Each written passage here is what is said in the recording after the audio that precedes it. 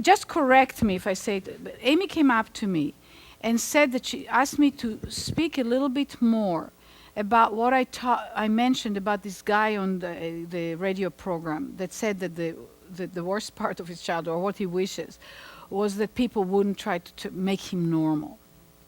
And what does that mean? And that is a very, very important question, because as a parent, what do? I mean, you want to help your child, but you don't want them to say 30 years later that the worst part was that you tried to make them normal.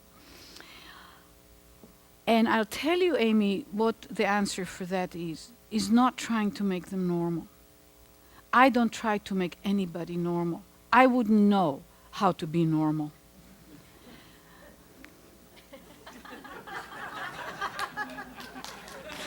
Yeah, clap for that one. Yeah, that's right. I don't even know what normal is, and usually what normal is absolutely uninteresting for me. I'm not on this planet to be normal. I'm on this planet to be inspired, to inspire, to make a difference for people. So when I approach your child, or when you approach your child, you're there to contribute and provide opportunities for him. But you come from a place of that's what you like, not from a place that something is wrong with him. See, now that I've started working on but I will start next month working on my book my work with children.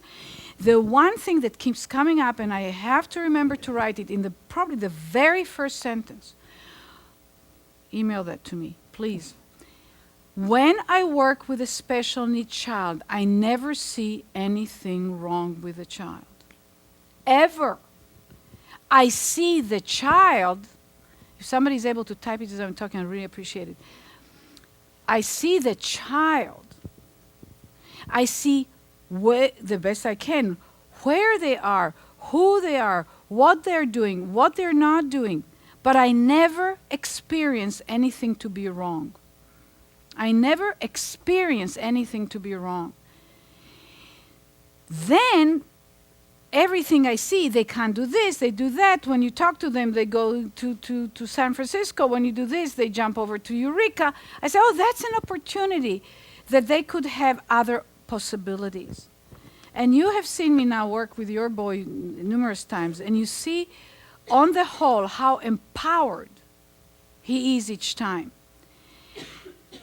I believe that most of the empowerment comes from where I come from, where I am with him. It also creates the opening for him to learn and change and be thrilled with it. But it's his change, it's his learning. You see, every parent of a special needs child, you stop crying because you make me cry. Oh, look at them. Every space. So what gets you to cry? You speak now. Some of you just say, okay, Amy wants it. You're moved. What's moving you? I think where I get stuck, or I'm louder, a little bit, sweetie.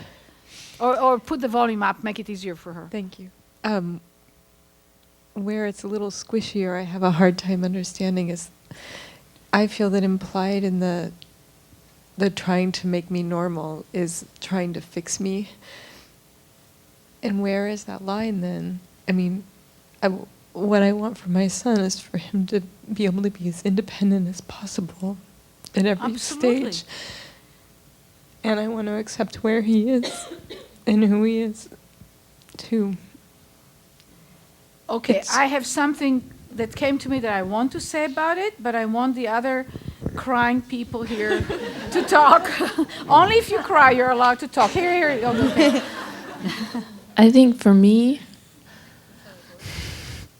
in my daughter at a young age, I could see the intelligence in her, but nobody else in the medical field could see that. They could only see her faults and what was wrong with her. And so this is the first thing that is truly genuine, that sees where she's at, but doesn't say that she's not normal. You saying that there is nothing wrong, it's just like, it's so comforting because you're seeing her. Yes. And that's where the possibilities lie and the miracles happen. Exactly. Uh, Please, Christine. I hate crying. Well, for me, what Amy said, Louder, a plus little. what Somebody has to make it loud enough. for me, I feel what Amy said. Plus, I remembered when I met you. It's gonna be almost 5 years ago, and Anat was the first one ever to tell me that Agustin was fine. It's just since the time he was 9 months till the day I met Anat, it was always like there's something wrong with your child, and then he won't do this and he won't do that, and Anat had him on the table, and she said, "This boy's brilliant," and I knew it in my heart, but no one ever told me that they saw it too, except for Anat.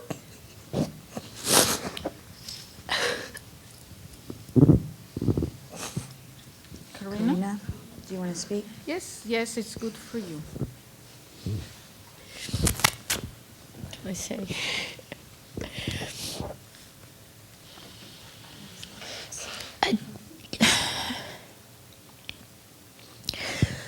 Yeah, I think it's in the beginning when you find out that your son's not doing what he's supposed to be doing.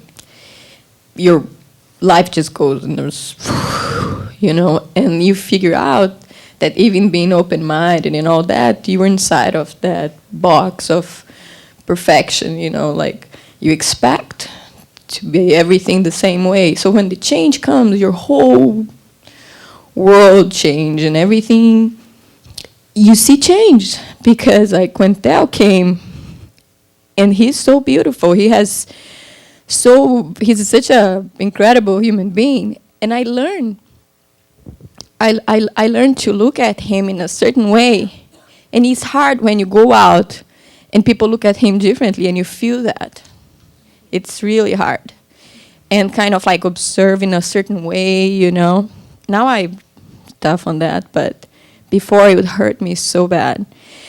So when I brought him here and I saw you with him, I saw that you saw him. It's like, yes, they're having a relationship, because what I feel from Theo too, that if someone look at him like that, he doesn't even relate to the person. He doesn't. He doesn't even, if the person doesn't see him, he wouldn't relate to it. So it's just so good to be in this journey and have someone that sees him, and it's giving him all those tools for him to grow. So thank you, Anat. It's just like you being here in this journey is just like, priceless. Just I feel very fortunate. Thank you. Cindy? I don't know what I would say. Let's see if something comes. I'm not sure what I would say.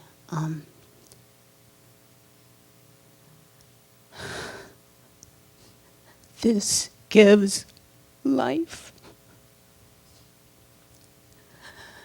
The other stuff gives stiflingness.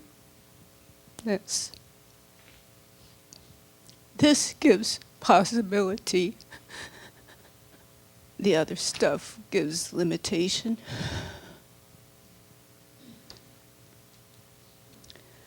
This gives openness.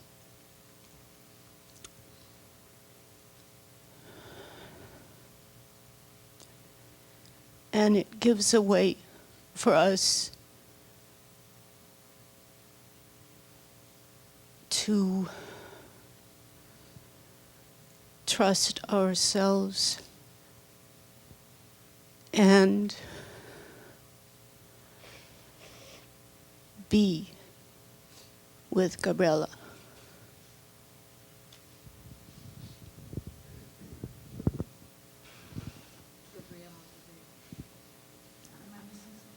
I'm not seeing her. She pointed that way. I think that one thing that happens, my kids are healthy and I'm so lucky, but there's always this idea of what normal is and what other people think normal is and what normal should be. And I think that it's not part of our culture to kind of start from where you start, from where you are, from what's inside and from what's real and what could be. And I think even, for my kids, I've seen what this work has done. But I think for all of us, even as adults, to be able to say, it's okay, I don't feel normal, I don't feel like everybody else, but we're all special needs in our own way, and to be able to get past that and start to figure out where we are and to go forward, I think that's it's incredibly profound. And give that to the kids.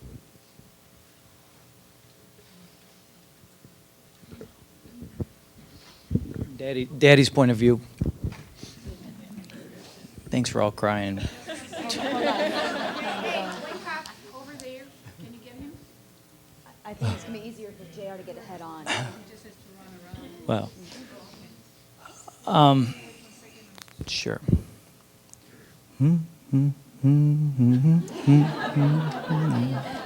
Okay. A long time ago, I stopped looking at Lucas as wanting him, like you said, you're trying to make your kid normal. And the first thing that I stopped doing was using the word normal. What is normal? So, I went to several different schools and they used the word typical. So I like to use the word, typical. It's just a word, but it really helps in thinking that, I'm not trying to make my child anything. I'm trying to do what Amy, sorry, I'm saying your kid's name. But I'm trying to give him the best to, have the most independence in that. But, I have great comfort now and excitement actually with this work and other therapies we're doing and what we're giving to my son is no longer I want him to be normal, I want him to be something. I'm just giving him the possibilities to be something because he's going to dictate it as we continue along here. And as a parent, if I don't do that, and I don't know, maybe it's different on the dad's side, if I just don't do that, I'm not fulfilling my job as a parent, as a father, and looking at, and I'm not comparing anybody in this room for sure, but other parents that aren't doing anything for their kids, I see they're missing out on the possibilities of their children. So, I use that as empowerment to, be emotionally, I don't know, I don't want to say emotionally stable, but I like I like the strength in the journey that I'm on now, instead of ever having to question, having my kid be on a radio show someday and going, I wish my dad would have never made me try to be normal, or I wish my mom would have never tried to make me normal. So I'm just excited about the journey. So. Okay, so I'm gonna take it here because we're reaching pretty much the end of the day, or have reached. But I want to say, so what do you do? So I love what you just said, Ed. Look you have a normal or healthy or typical or just a child that there's no consideration of anything not being right. And you still put enormous investment into a child. I mean, children don't grow on their own. Children are useless and helpless and hapless when they're born. I mean, they go nowhere, they reach nothing without enormous amount of care and love and teaching and enrichment and opportunities and possibilities, and you read them bedtime stories and you explain them, figure out how to handle their little playmate in the sandbox that's through sand in their eyes, and you create distinctions for them. You are there. That's another thing I'm I've mentioned already, I mean, the human brains grow in a community of brains. Human brains don't grow on their own. And not only human brains, mammals in general, but human brains in certain ways to a greater and more extreme degree than other living beings, because we really don't know anything when we're born. There's no other animal that's so helpless for such an extended period of time like human beings. So that's the dependency and that's the opportunity. So in that sense, a special needs child is no different from a healthy, normal child. There's absolutely zero difference. The difference, one of the differences is that when we do our normal things, which is put them in a carriage, take them to a playground, sit there and watch, kids in that sense raise themselves, you know, with enough love and safety and clothed and changed and fed, they raise themselves. Nobody teaches a child to walk, and anyone who takes a healthy child and starts teaching them to walk or sit or do things actually mess them up. Because people don't understand the process, and the child really needs just the opportunity to experiment enough, and it'll have an optimal growth process. So we don't want even to interfere when we don't need to. So, but we give, you don't talk to your child, they won't speak. You don't show them books, they won't read. So what happens with a special needs child or a special needs adult, like all of us are here, otherwise we wouldn't be in this training, what happens is, but that's your advantage because you know. So you come and you're working on yourself and you're giving yourself opportunity to grow and fulfill upon your own destiny. That's what you're doing here, not just here, but that's what we're doing here. Is that when you do your normal activity with a special needs child, the outcomes are not coming the way they're supposed to. They're not relating to you, they're autistic, they're not walking, they have spasticity, they're la la la, they're genetic this, or they're undiagnosed, we don't know what the hell's going on. Or they seem to be fine, but then at age 5, all of a sudden they can't handle school, or you know, whatever goes on. So and that's where, and what I was going, you see the famous Einstein saying, that the solution to the problem cannot be found at the level at which it was created. So when we're at the level of trying to fix the child, we're stuck in the loop. We're either trying to fix the child or we are neglecting the child. At that level, you cannot find another way of doing it. It's like the either or one. It's a very compulsive state. Something is noisy. It's either a compulsive state of a 0-1. So I'm either like you have to be, you have to walk, start doing things, so and also reduce the anxiety of everybody around the child, because when the child does what you expect them to do, everybody relaxes. You know, so it serves, and it's okay. It's okay that we're motivated. We're supposed to be anxious when our kids are not doing well. We're not, but then, and that's the part, and that's the part you're doing here in this training, and that you actually, if you want to resolve this, need to go after intentionally all the time, and that reach higher, and excuse me for the use of the word, but higher and higher levels of enlightenment as a parent. Greater evolution as a parent. So, or as a human being. We need that in all relationships. We need it in a relationship with ourselves. But just the last week I was working, a wonderful mother with a gorgeous child who is not yet standing or walking. She has whatever she walks, but she's very intelligent, very beautiful. And another kid that I just finished working was already managed, so he walks, you know, kind of, he's a little bit like funny, but he, you know, with the hands on the wall. So he's walking facing the wall with the head to the side like that. And the girl was busy trying to actually come up on the knees holding to the mother's legs. And the mother sees the kid and she says to the child, look at him walking. And I said, no, she has no need to look at him walking. You see, and I understood, it's absolutely zero criticism of the mother.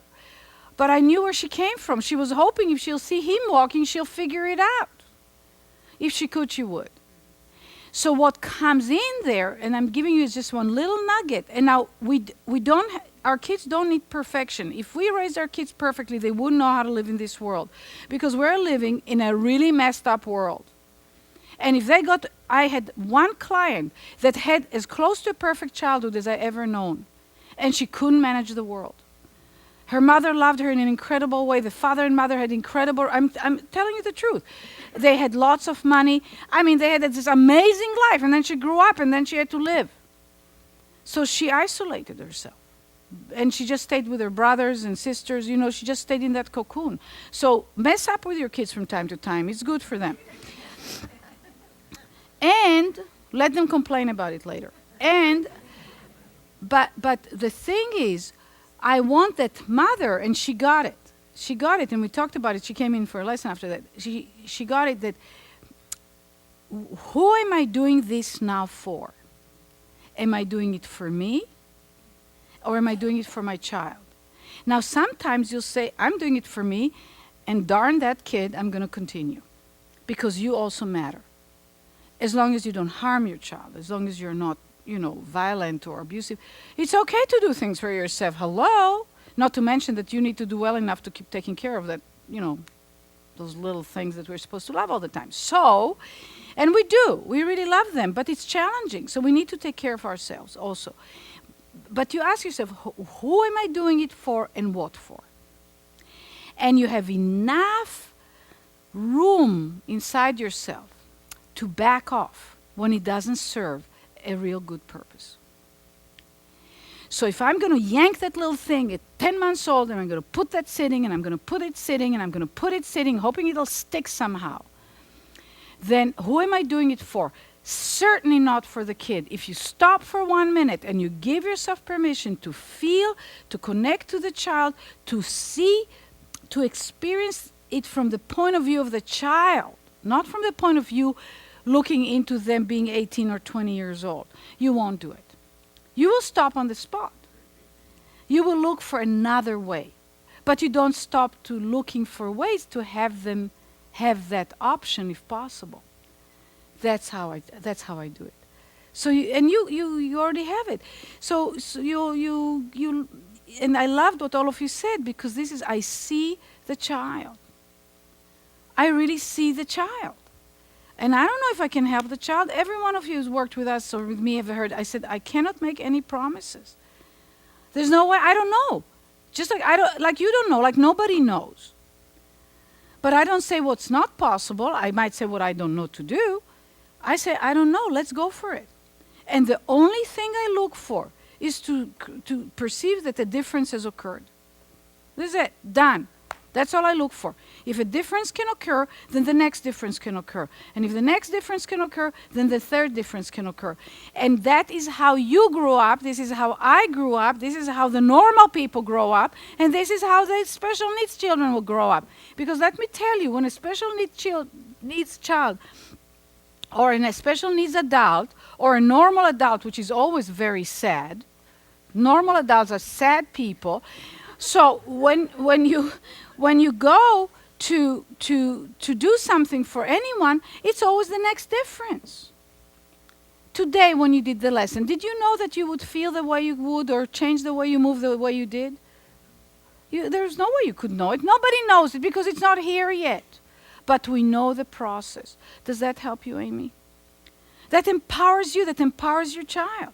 And you know me, sometimes I really put some pretty clear boundaries on those kids. I'm not afraid of them. But I don't do it to fulfill my needs. And if I have a need to distance myself from the child because it's too hard for me at that moment, I'll say I need to stop the lesson because I'm not handling this very well. You understand? I mean, it doesn't happen very often. I don't think you've ever seen me like that, but it has happened in the past. Or I've had times where I asked the parent to leave the room because the parent did things that were interfering in my ability to connect with the child. So I do what I feel. I'm real. I'm authentic. But does that help? And that's an enlightened state.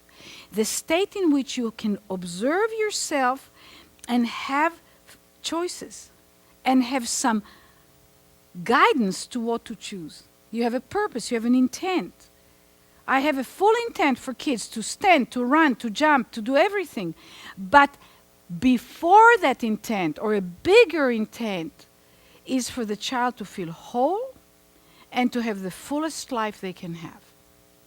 That's what I really am after. And it's not always being like other people. And actually, it's never being like other people for the normal ones and for the abnormal ones. It's never that. It's always finding your expression. So what that man said on the radio was that he was not seen. He was overridden. The anxiety of his environment to help him isolated him from himself and from them. And that's what we don't want to do. And it's very hard to not do it, at least sometimes. I know I've done it with my daughter way more often than I would like to admit. Well, she'll have to cope. I mean, we all do the best we can at any given moment. But as practitioners, when we get somebody for 30 minutes, 45 minutes, we can do it pristine because it's a unit at a time. You get paid for it. You move to the next one. You get paid for it. It's nothing personal. Absolutely, it's 100% commitment on my part, 100% connection. But it's 100% not about me, for sure, and it's not about them either. It's about the opportunity that's there for the two of us to see what we can do. Does that help? Yes, yes, yes, no?